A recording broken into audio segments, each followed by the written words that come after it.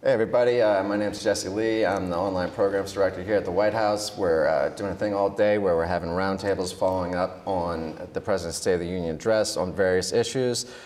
We just finished with Austin Goolsbee on the economy.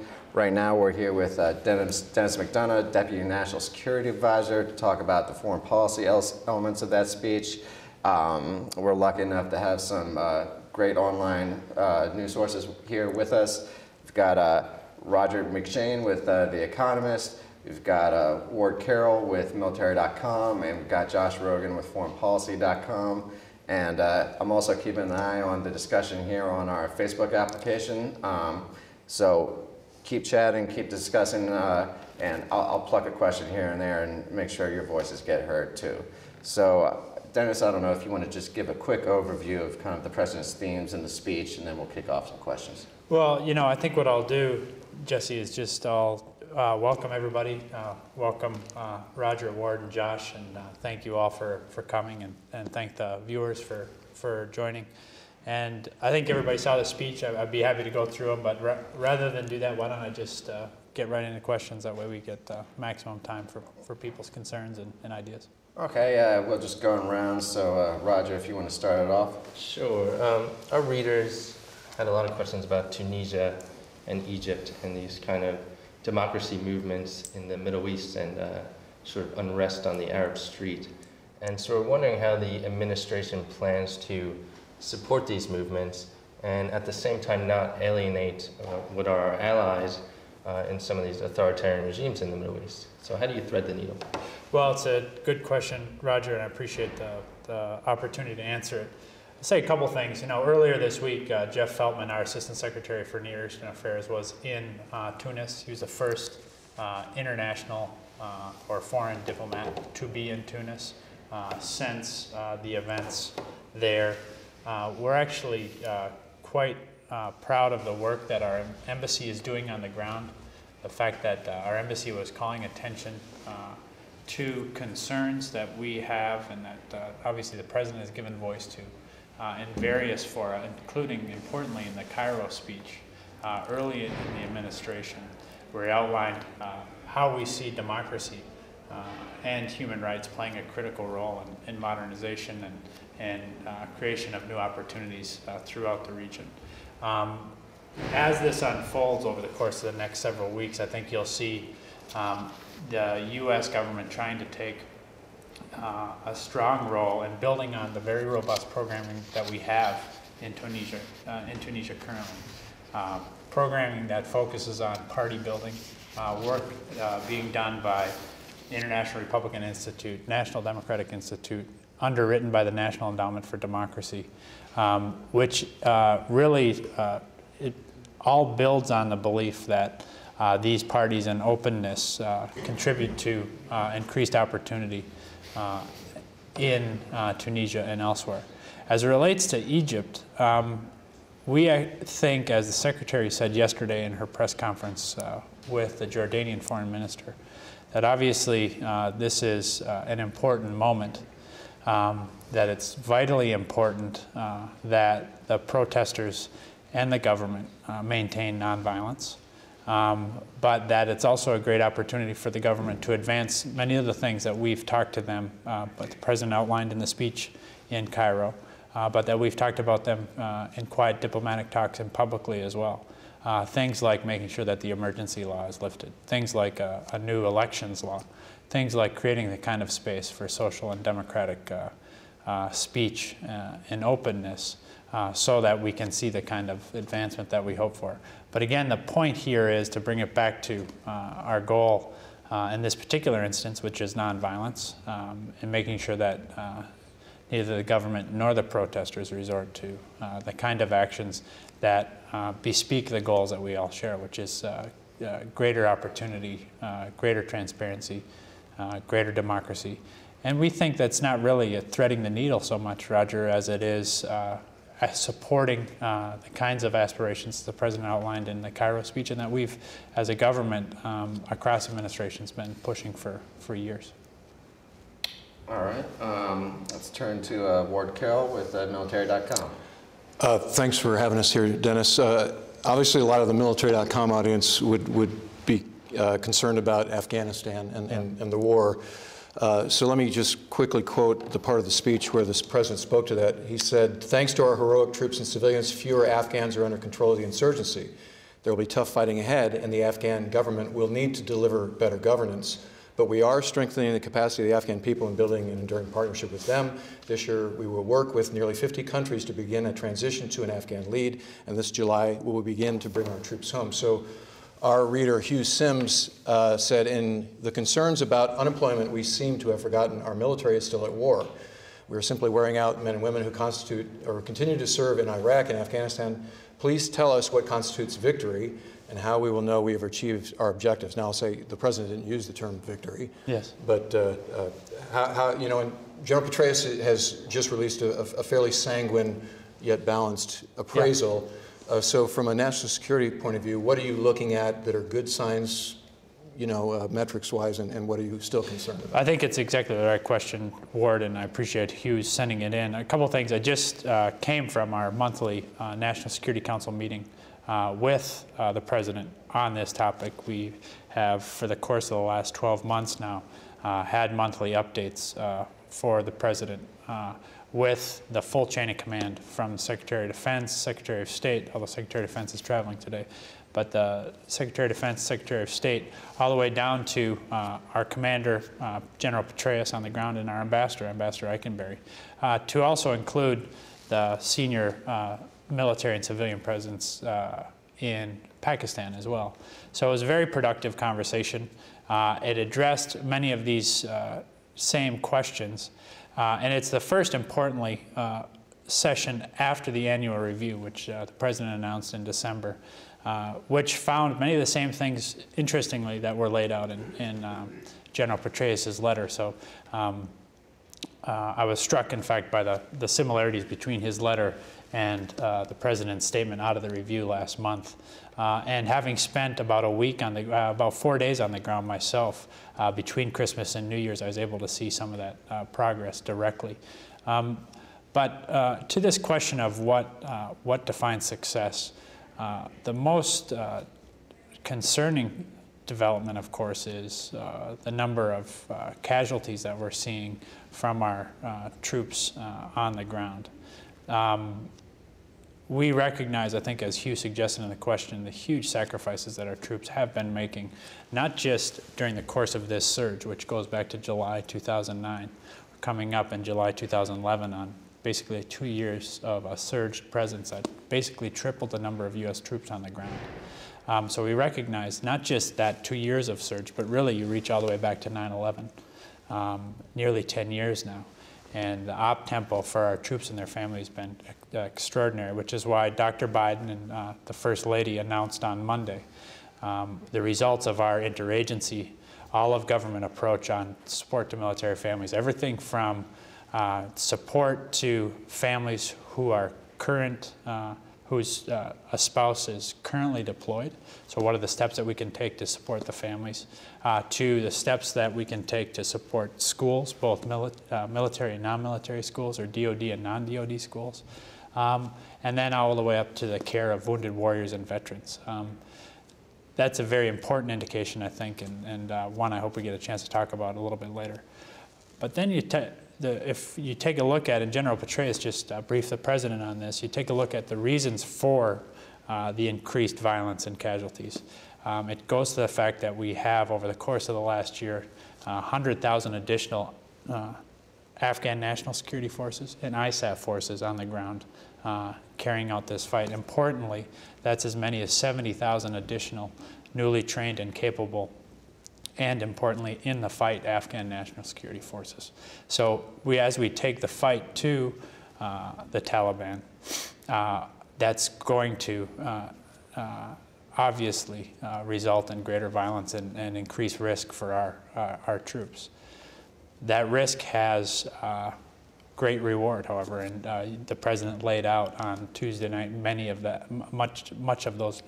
rewards, including creating the space into which newly trained Afghan security forces, partnered with our guys, can train, become more capable, so that they themselves can take on not only the Taliban, but importantly, the foreign occupiers that occupied Afghanistan for much of the 1990s, which is Al-Qaeda, Arab, Central Asian terrorists who took advantage of Afghanistan and the Afghan people.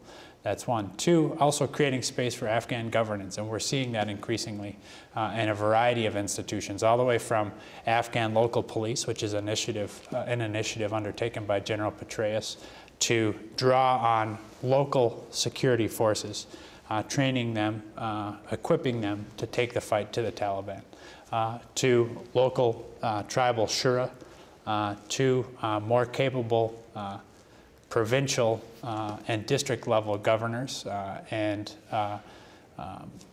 government officials, as well as then the Kabul-based national ministry officials who, for the first time now, we're seeing resources channeled from the center all the way down to those district levels so that we can see, Afghans can see the benefit of the kind of effort that the Afghans themselves are undertaking. So how are we going to define success? One, in the most clear sense, we are going to make sure that Afghanistan does not become a base of operations or a safe haven from which Al-Qaeda can again attack the United States, our friends, or our interests. That's why we're very obviously pleased to see the progress that we're making and the Pakistanis and the Afghans are making against Al-Qaeda as a general matter. Two, we're going to make sure that Afghans have the kind of capacity to allow them to maintain the stability there so that it does not become hospitable to the likes of Al-Qaeda in the future. So again, we're seeing those indications quite clearly. We're seeing them as a result of the very positive and courageous work of our troops. And I think what the annual review found last week, what General Petraeus' letter of earlier this week underscores, and certainly what the briefings the President just heard, the meeting the President just heard underscores, is that we'll be in a position now come July 2011 to make a turn off this 2-year-long surge.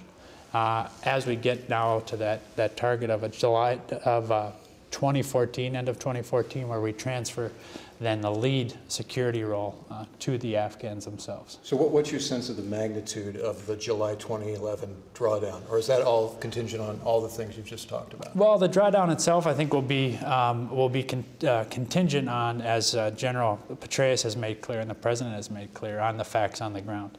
And the conditions on the ground. I think that we're seeing conditions throughout the country, and as I said, I was able to spend some time myself there and to see some of this, and I think we're seeing real pockets of opportunity and of stability, and that's a very good sign.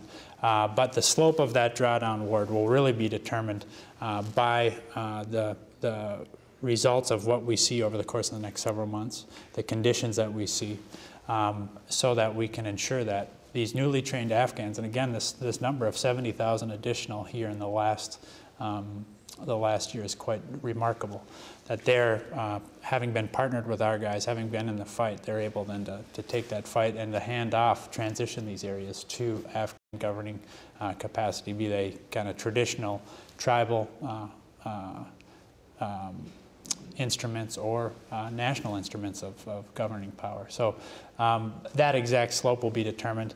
But I do think we have to also keep in mind that we're looking at now a 2-year surge that tripled the number of troops that were in Afghanistan the day the President was inaugurated. So it's been a remarkable investment of resources here. So I think we'll see a change in our presence on the ground, but we're not going to, as the President said, and General Petraeus has said, we're not going to switch off the lights or run for the exits.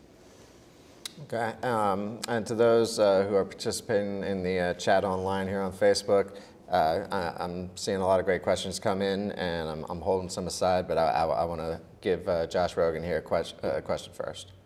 Thank you very much. My first question comes from Facebook user Christopher Aponte. It's about the New START Treaty. The President mentioned that the New START Treaty was successfully ratified in his State of the Union speech. Christopher would like to know, given the ratification of the New START Treaty, will the administration continue to pursue non-proliferation agreements this year, or is this treaty the end of these such formal agreements for the time being? It's a good question. I think we're all gratified by the unanimous endorsement of the START treaty in the upper house of the Russian Duma yesterday that formalizes then the agreement from Russia, both houses of the Duma having ratified that treaty, so that allows an exchange of instruments of ratification, as it's called, of the treaty later this month or early next. I guess it's probably early next, since we're at 27th of January right now.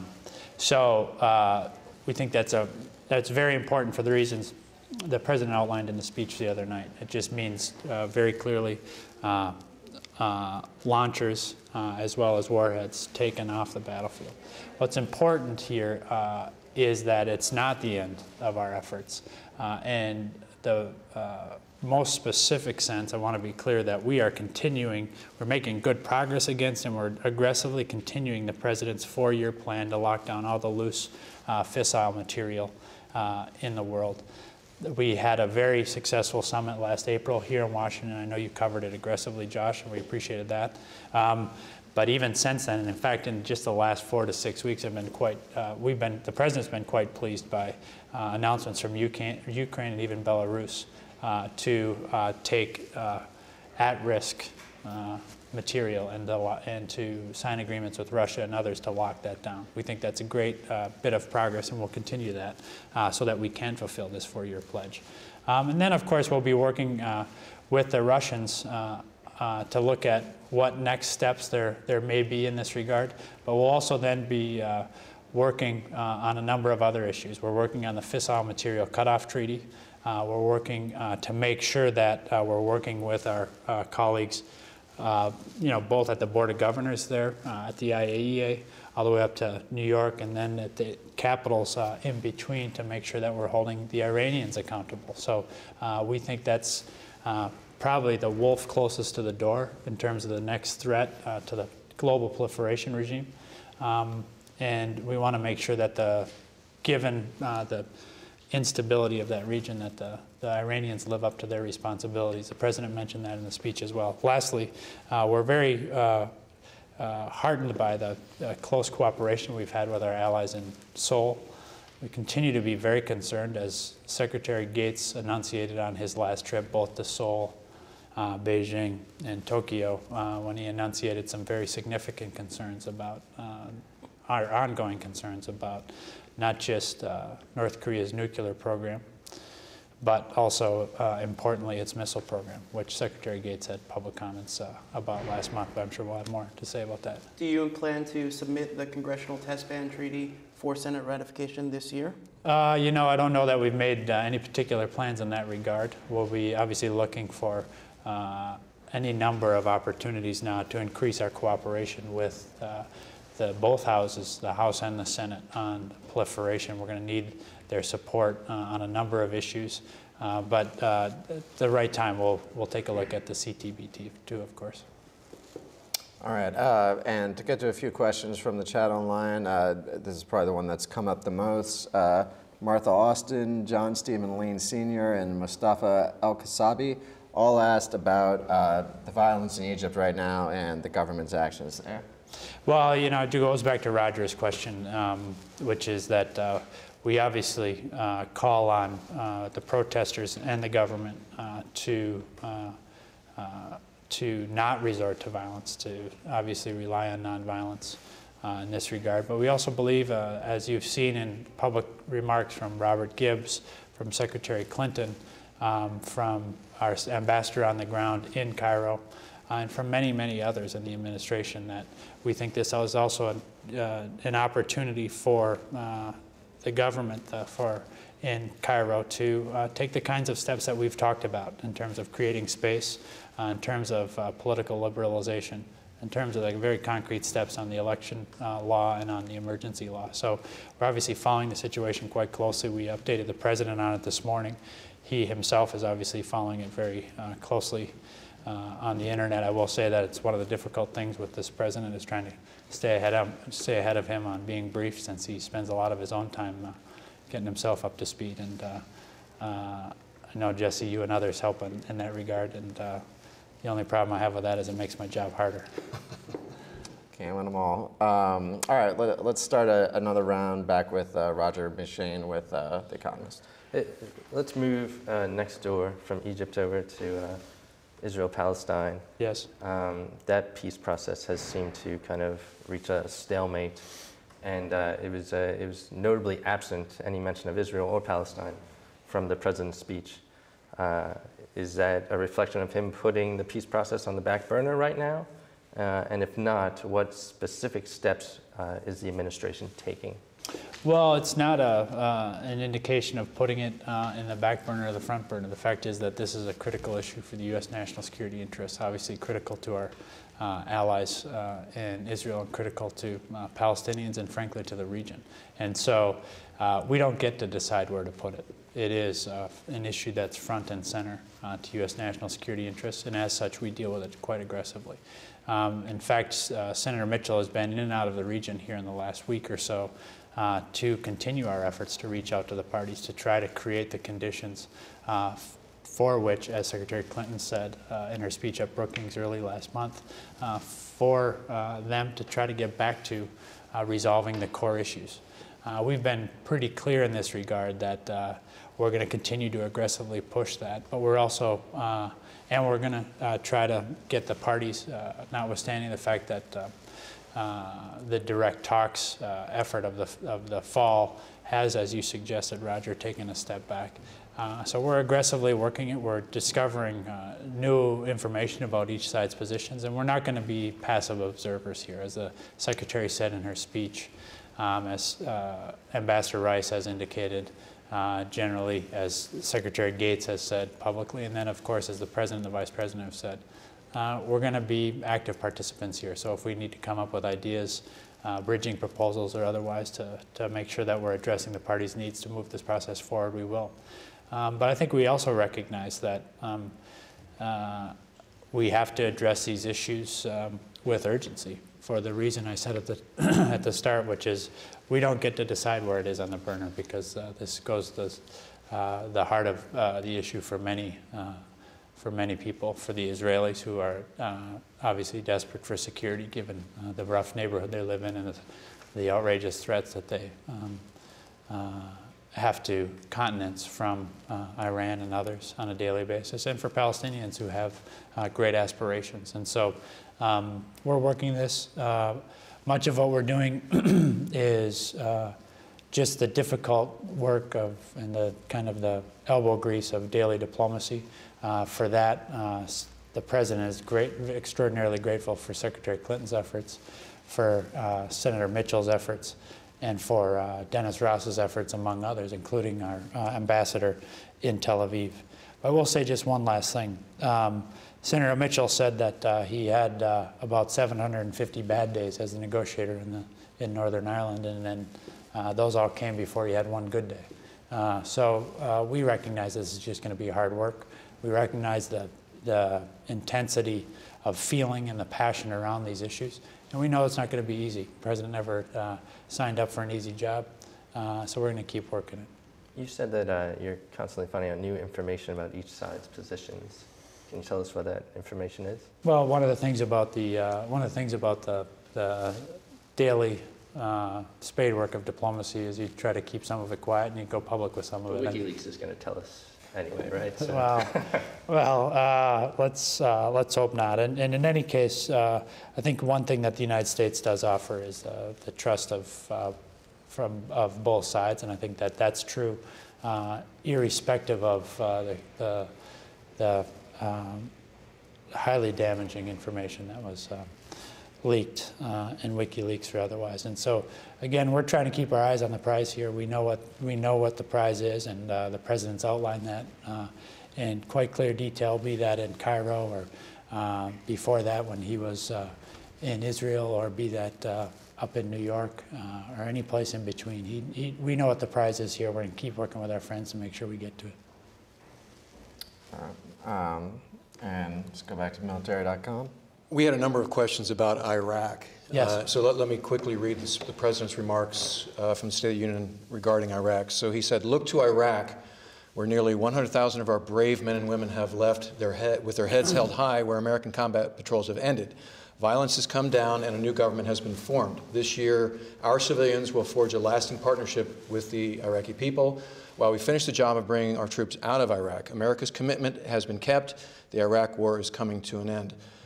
So one of the unforeseen consequences of a war that this administration did not undertake is it shifted the balance of power with regard to Iran. So the president also said the Iranian government now faces tougher and tighter sanctions than ever before.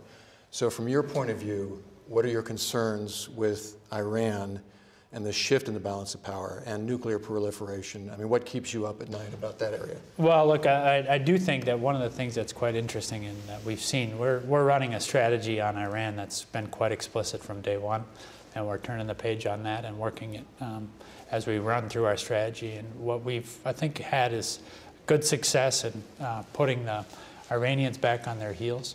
I think that they had had a run here of believing that the balance of power in the region had in fact shifted their way for the reasons that you outlined. And they thought that be it through high oil prices or be it through relative instability in the neighborhood, that they felt like they had it pretty good. But I think if you look over the course of the last 2 years, I think any reasonable conclusion that someone would draw would suggest that the Iranians are in a far less beneficial position than they thought they were in before we started. To wit, they had an extraordinarily hotly contested internal election that called into question, frankly, by many Iranians, the fundamental tenets of much of their political system that's been in place for the last 30 years. We think that that's interesting.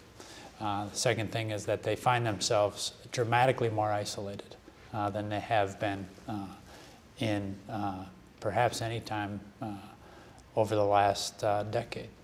That includes, importantly, because of the president's close cooperation with and work, as we saw last week, with China and with Russia and Moscow. The Iranians are not finding sustenance or comfort in the places where they used to in Beijing and Moscow.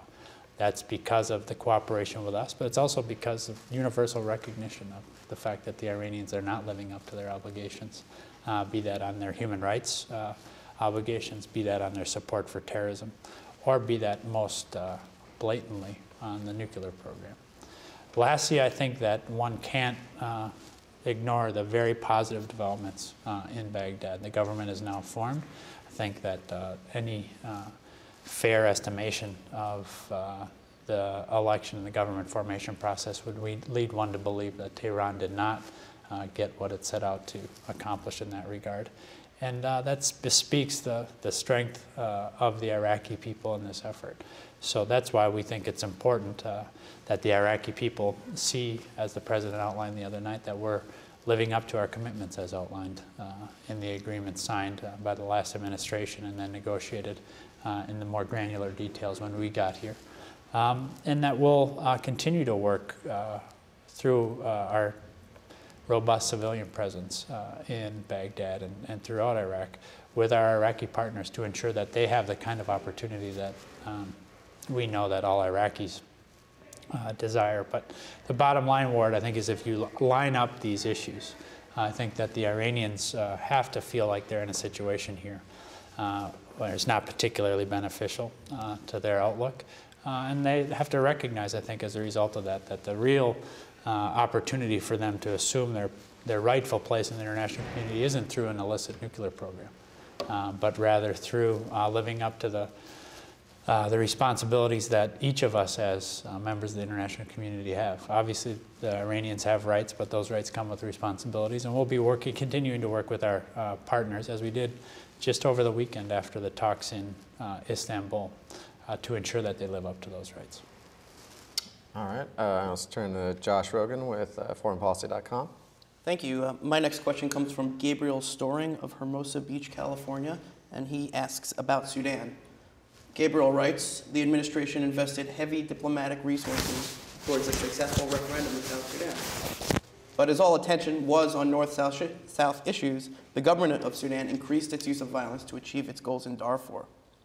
Darfuris feel abandoned by an administration that is loaded with people that have made strong statements and promises regarding their commitment to peace in Darfur.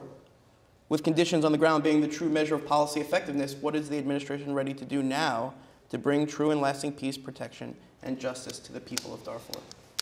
I appreciate the question. I appreciate the fact even more that Hermosa Beach has probably got far less snow than Washington, D.C. this morning, and dramatically less than my home in Stillwater, Minnesota. But nevertheless, I will say this. I think the president feels like the Sudanese, both North and South, but Sudanese more generally have made important progress in the course of the last 8 weeks. I think that many of us, when we looked at the situation during the course of the last calendar year as we ran up to the important referendum that started on January 9, worried that that referendum would not go off. But I think it is important, as Gabriel points out, to recognize that we did invest, along with the players in the region and our partners, particularly our partners in what we call, our partners in the UK and in Norway, who've been very close partners of Scott Grayson's and Johnny Carson's and others in this effort, that each of us invested a lot in this referendum. But I think it's incorrect to suggest that somehow we focused on North-South at the expense of the ongoing crisis in Darfur. In fact, I just had a meeting in this room at this table 2 days ago with Foreign Minister Karti of the government of Sudan.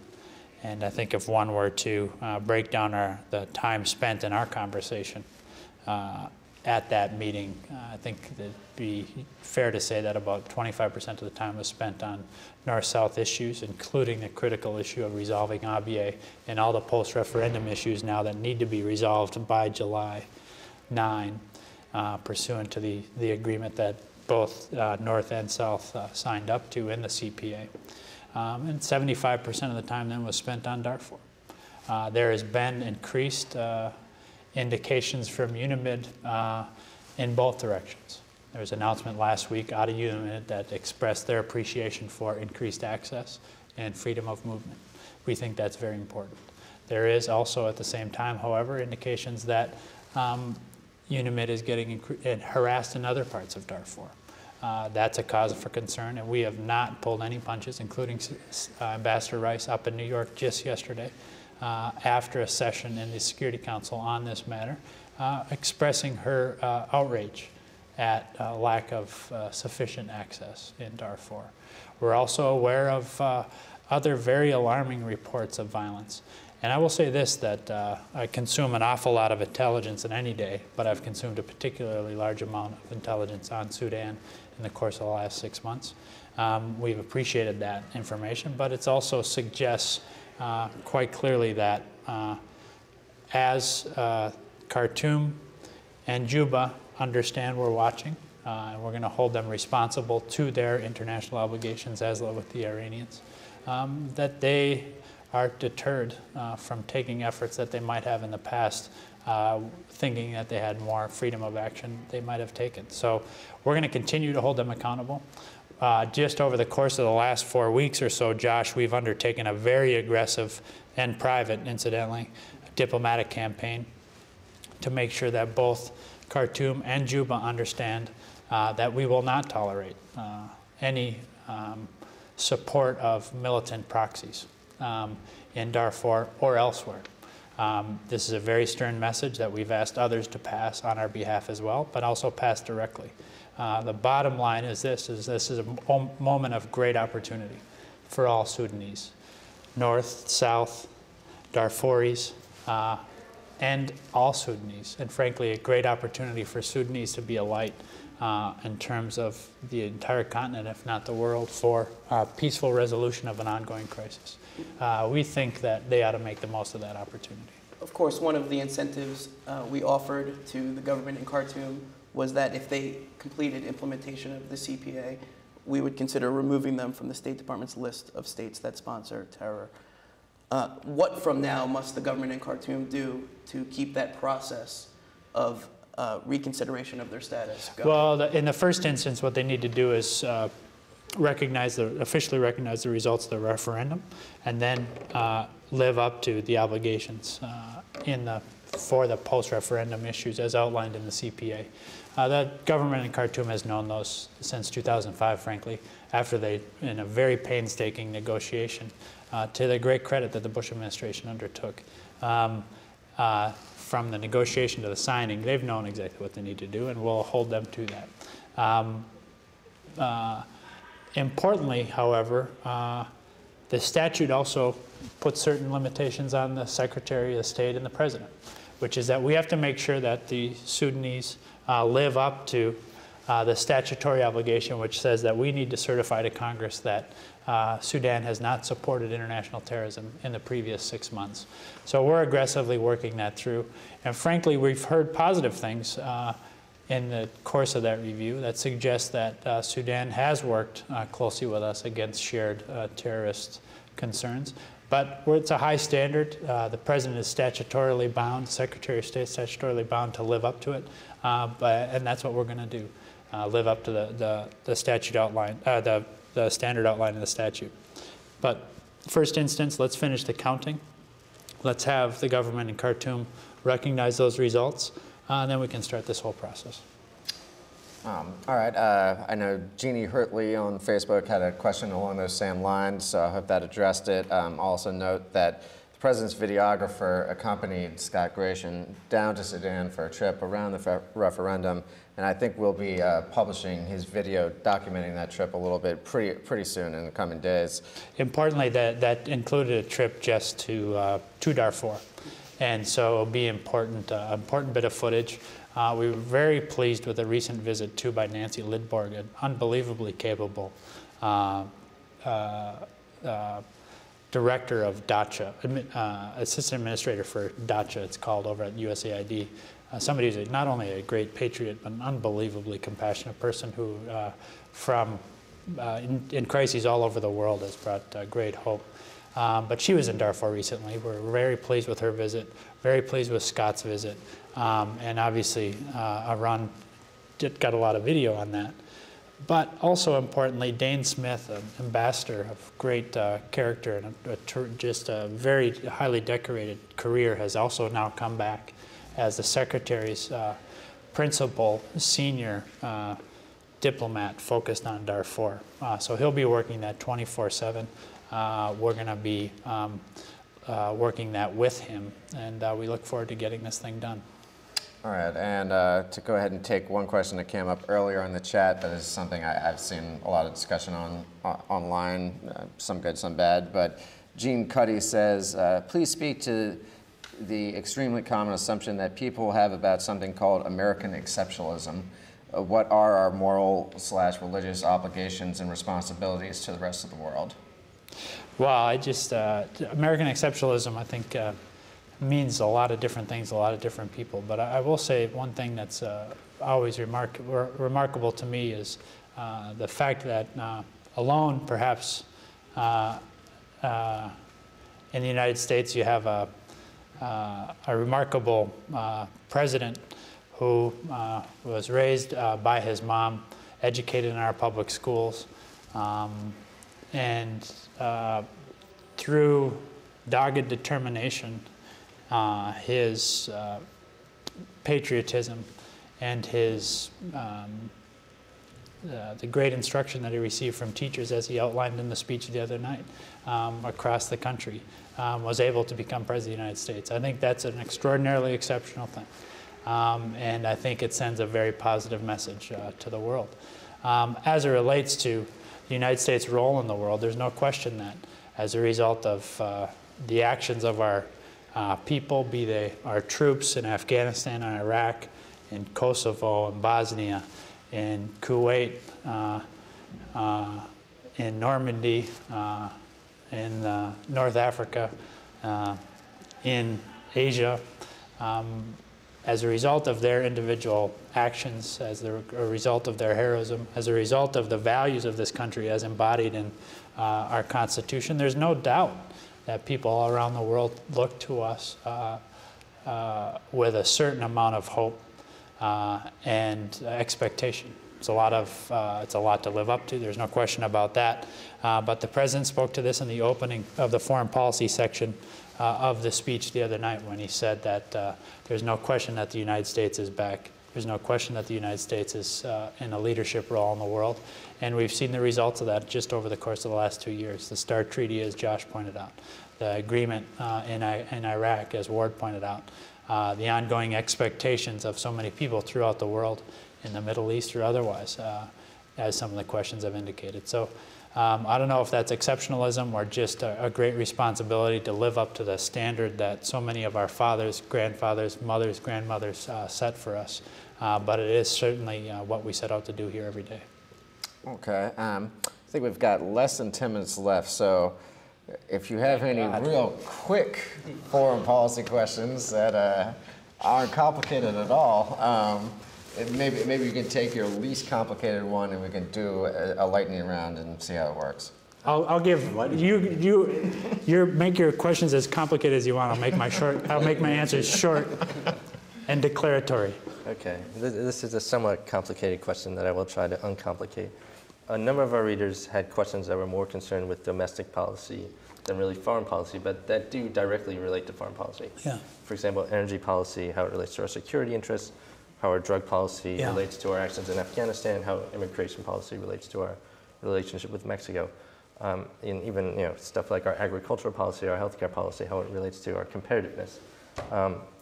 When these conversations are taking place on domestic policy, is there a National Security Council person in the room?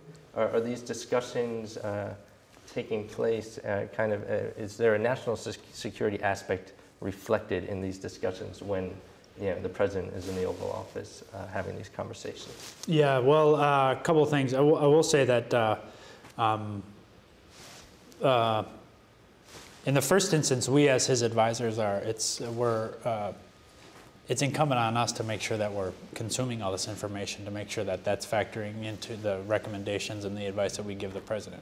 I will say that I spend a lot of time on each of your sites, but also, as I think you pointed out when you're walking in here, Roger, I carry around your newspaper, I think you guys call it, but it looks like a magazine to me. Thank you for that. I don't know what you call it, Ward.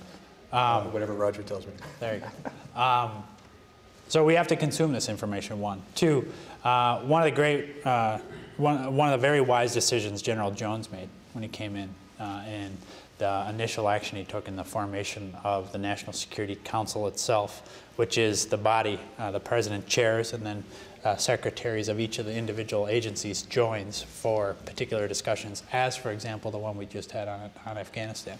He broadened that, the membership of the National Security Council, to include the Department of Energy, to include, obviously, Treasury, as it has for some time, but to make sure that it is broadened out to encompass things like climate. And we can't deal with climate change without having a very firm understanding of our own energy policy. So we have a staff that draws on expertise and, importantly, in key areas, to include economic policy and energy policy. It's intermingled under our Deputy National Security Advisor for International Economic Affairs, Mike Froman, not only reports to Tom Donilon, but also reports to Gene Sperling, at the chairman of the National Economic Council. So we are trying to structure the body itself, or the infrastructure of the White House itself, to ensure that these decisions draw on all the best thinking that's available. That's the second thing. The third thing is that the president himself often insists that if we send up a decision to him, that he sends it back to make sure that it's been coordinated across the full range of people who have a concern on these issues. Fourth, our allies and our friends make sure that we do this. I'll give you an example. Secretary Clinton was just in Mexico on Monday. I guarantee you that our conversations reflected the full range of issues, from immigration to the trafficking of weapons and money from the north-south into Mexico, as well as drugs from south to the north into the United States. So our allies themselves demand that we address these issues comprehensively. That's why it's so important in Canada to have a Secretary of State like Secretary Clinton, who is not only an accomplished diplomat, obviously, but also somebody who understands and frankly represents so much of what's great about this country itself. So it's incumbent on us to make sure that it is intermingled in that way. Our staff is set up in such a way to allow us to do it, but it also requires a good deal of discipline. And I'll just say that the President is not afraid to instill that discipline in us to make sure that we don't cut any corners. Does that answer the question? In the speech, the President talked about revitalizing NATO. Yes. Had a chance to spend some time at the air base in Kandahar in May. Yes. And as you probably know, the vibe there is a lot more international than anywhere else I went. Yeah. Maybe except ISAF headquarters itself. Yeah. So I was engaging in conversation with an Army colonel and made note of that. You know, Macedonians, Dutch, you know, all kinds of stuff. And he said, this is NATO's last mission, and if it fails or is characterized other than a success, NATO will cease to be. Do you agree in principle with that notion, and where does NATO fit in your bag of tricks? Yeah, well, look, I say a couple things. That the facility in Kandahar is remarkable. I was just there myself. General Terry and his team are doing an unbelievable job throughout RC South. Really took back Kandahar. And through a really remarkable effort right there in Kandahar city, as well as just north of it in the Arghandab, and then obviously in the west in Helmand, you're seeing a kind of a civil military lash up in such a way as to really make you not only just proud of what these guys do every day, and obviously very appreciative of the sacrifice that they undertake and that great risk, but also quite hopeful for the effort that's being undertaken. As it relates to NATO, you also see this, and I had the same experience, Ward, when I was out there, which is that you go to the mess, you go to the chow hall up in Bagram, for example, and you're just as likely to be sitting down next to a Canadian guy or a Dutch guy or any number of our NATO allies. One of our allies from the UK or France or Italy. Point being that it is a very international effort, 50 countries, as the President pointed out. I think that, you know, I guess the way I look at this is that a lot of people are always looking to try to make the next fight the determinative fight. What I believe is that you have to fight every fight to make sure that, and be as dogged as you can in that fight, not with any false expectation that that is the determinative fight. We're not going to know which one is going to be the one that determines NATO's future, determines the opportunities for Afghans, determines the outcome definitively in Iraq. What we do know is that our dogged determination through each of those will be the thing that, at the end of the day, as with, for example, World War II, I don't think at any given time anybody knew exactly which was going to be the determinative battle. But I think that if they did suggest that they could go all in and just hope and then let their guard down at the end of that one, I think that's a false comfort and a false hope. So I think NATO has been arguably, and I think this is a pretty good argument, the most successful military alliance in history. I think that there's great momentum behind that and great strength behind it. And I have no doubt that the effort in Afghanistan is going to be a victory and going to be successful. But I also have no doubt in the, irrespective of that, about the strength of NATO over time. I think the Lisbon summit proved that. You have NATO itself now remaking itself to take on additional new missions. Importantly in that effort, you had the Turks joining the consensus on missile defense, which we think is extraordinarily important. And incidentally, a missile defense program that now will cover all of Europe sooner against more targets is a great success of this administration. And it's exactly what the President was pointing to in that sentence in the speech. All right. This question comes from Facebook user Teresa Sullivan. happens to be a member of the Air Force. She writes, can you address the current situation in Lebanon concerning the investigation into the death of former Prime Minister Hariri and the ascendance of a new Prime Minister backed by the terrorist organization Hezbollah? How can the United States continue to arm the Lebanese armed forces if the civilian government in Lebanon is led by a Hezbollah-backed official? And how does this affect greater stability in the region? Good question. Teresa, thanks for your service. Say that the question I have for you, Ward, is how she got her question in on foreignpolicy.com. So, Teresa, good question. One, I think it's very important to remember where we are in this process with this special tribunal for Lebanon. You had the pre-indictment sent up last Monday by the prosecutor. Remarkable development in the fact that here you have an internationally formed tribunal looking at the assassination of a former prime minister, sending up an indictment of a Hezbollah member. I think as our National Security Advisor Tom Donilon said about 10 days ago, maybe almost 2 weeks ago now, this is evidence, frankly, of this process stripping bare this narrative of resistance that you've heard from so many associated with Hezbollah. This tribunal is set out with a very simple yet profound mandate, which is to delegitimize the use of political assassination as an acceptable tool in this region. That indictment that was sent up 2 weeks ago now is a critically important first step in that process. And frankly, what it says about what Hezbollah is alleged to have done, or frankly did in this instance, underscores why they are reacting as aggressively as they are. The aggressiveness of their reaction bespeaks the concern they have about this outcome. Now, as it relates to the new government and the LAF, as we call them, or the Lebanese Armed Forces, we think that it's a very important independent institution. We think that what's remarkable about Lebanon is here you have a multi-ethnic, multi-religious democracy in the heart of a very difficult region. Unfortunately, you have too often forces like Hezbollah reaching toward illegitimate tools like intimidation and violence to try to advance their interests in that regard. We want to get away from that. We want to get to an instance. This is why things like the STL and the Special Tribunal for Lebanon and the Lebanese Armed Forces are so important.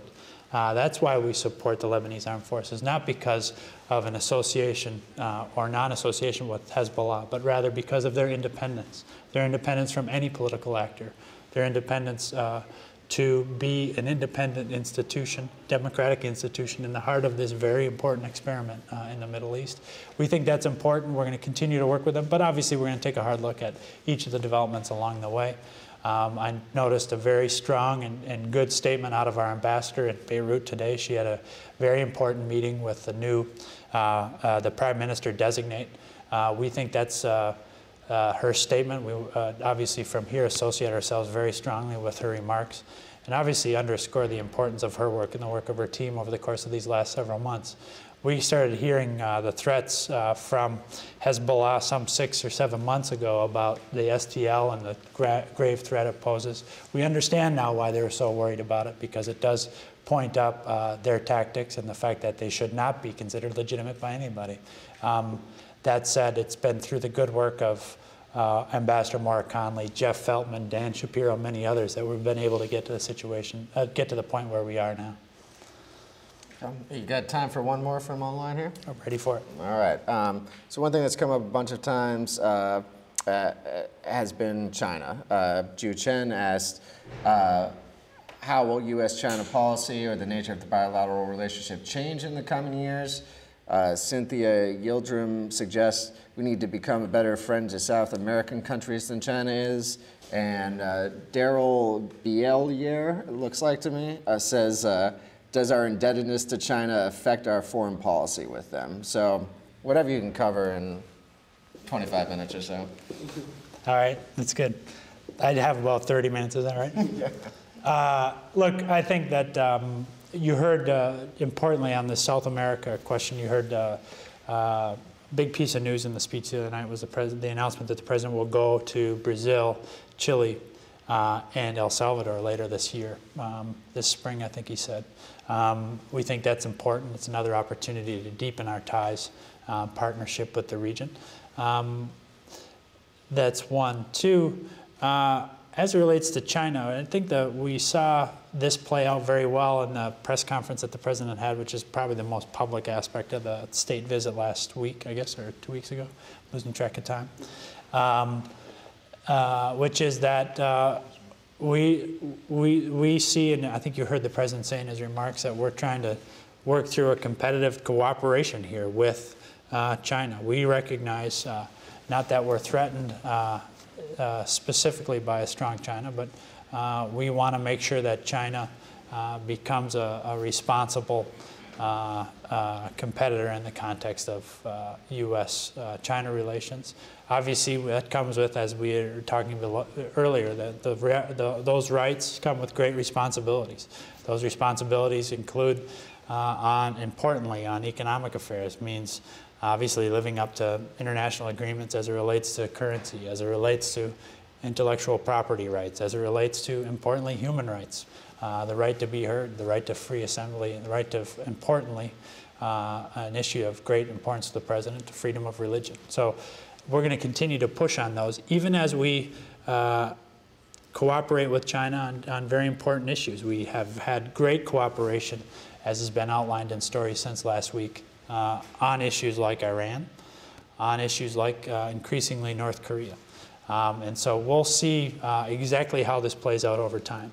But we think that China, given its size, given its location, is going to be obviously a key member of the international community. We'll continue to work with China where we can, and we'll continue to challenge China where we must, and that's going to continue to be on issues like human rights, as you heard quite explicitly last week from the president.